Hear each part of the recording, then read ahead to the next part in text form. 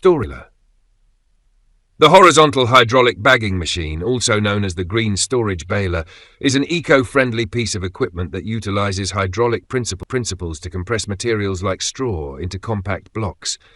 It automatically bags these compressed blocks, facilitating easier storage, transport, and utilization of straw. The machine features a low-noise hydraulic system and incorporates a mix of high-quality imported and domestic parts, ensuring reliable performance and cost-effectiveness. Known for its stable operation, this baler is widely used in agriculture and animal husbandry, significantly contributing to environmental protection and resource efficiency. This straw baler can compress materials such as silage, dry corn straw, shredded straw, and even waste plastic films, bundling and automatically bagging them for convenient packaging. Additionally, it can be customized in various sizes and styles to meet specific customer requirements.